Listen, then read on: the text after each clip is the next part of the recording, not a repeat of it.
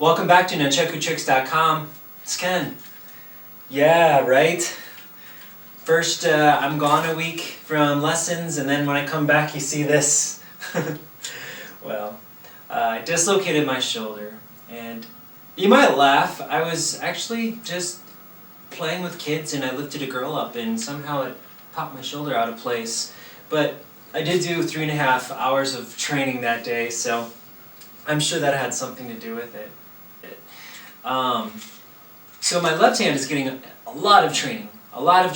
Not that I'm spinning a whole lot, it's just with everything, with tying my shoes even, with opening doors. And what I think I'm coming to realize though is if you force your left hand to do it, I don't know, I feel like when this arm finally heals, I may even be ambidextrous. We're going to find out. All I know is my left hand in the last week and a half is, because I've had to use it, it's the only thing I've been able to use, it's gotten exceptionally well. And if this is the case, you can think of that when you train too. If you do the thing that you enjoy the least just because it's the most difficult, if you just make yourself do it, I have a feeling that you'll eventually become very capable of doing it.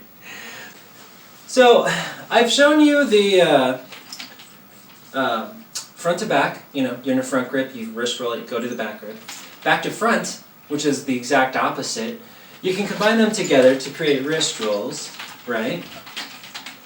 What I'd like to show you now is the back-to-back wrist roll. And here's how it looks. If you're in a front grip, you just do a front to back wrist roll, so you're in a back grip. So let's say we're doing our moves or whatever. Boom, we're here.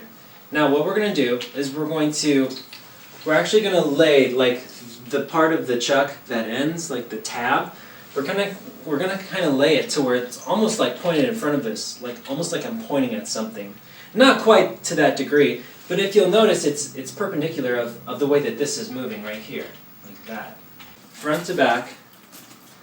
Okay, as it's coming, it's like I'm pointing straight forward like this. Okay, as the chuck starts to come upwards, my hand is going to release.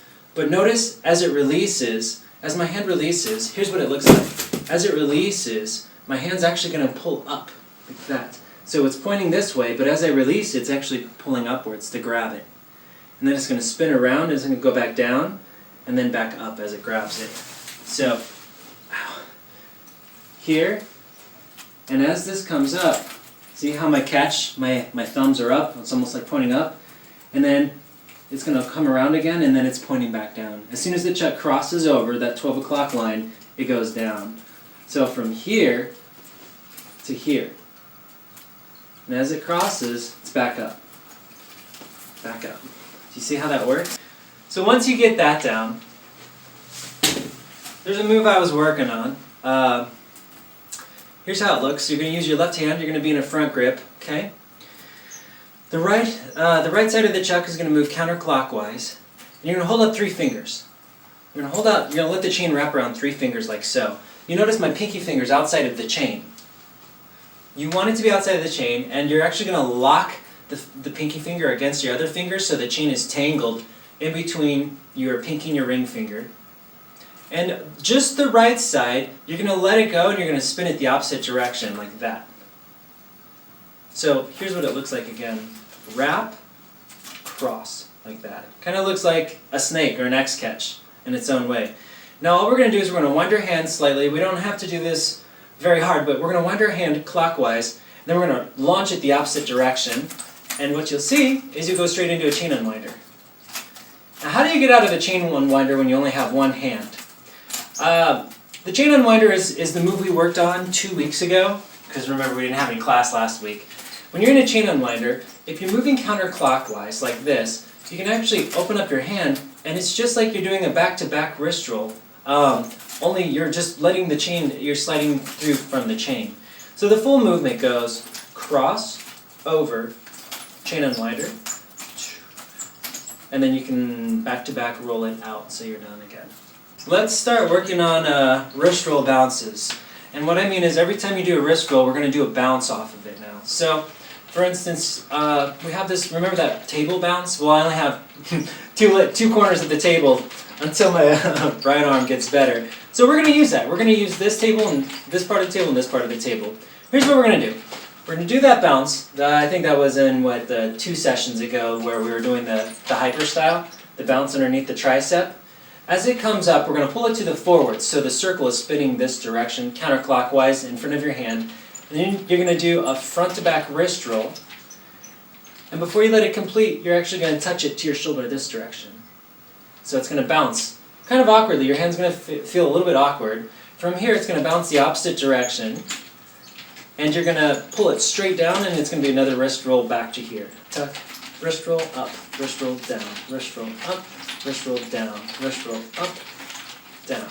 So you can do this way, where we're just bouncing it back and forth. Don't forget, you can also add your wrist rolls.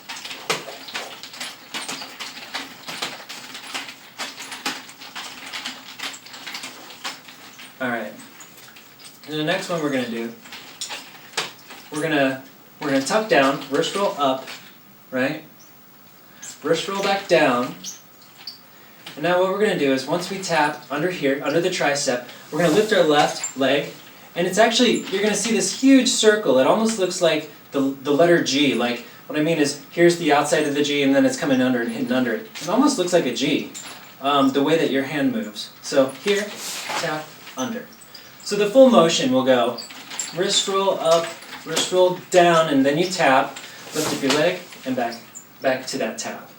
And you can restart it over. Wrist roll up, wrist roll down, tap, wrist roll up, wrist roll down, tap, wrist roll up, wrist roll down, tap.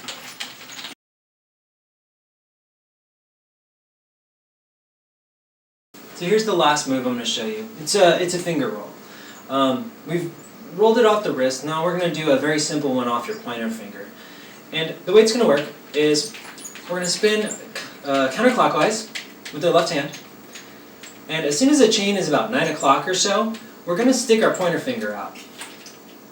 That's step 1. Stick the pointer finger out. Kind of like how our hand kind of flicked with the back-to-back wrist roll. It's going to be the same thing. It's going to give a little bit of a flick as soon as the finger touches.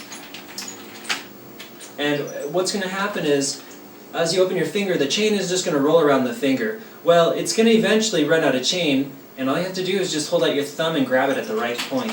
So, can't do it very slowly, but look. Catch.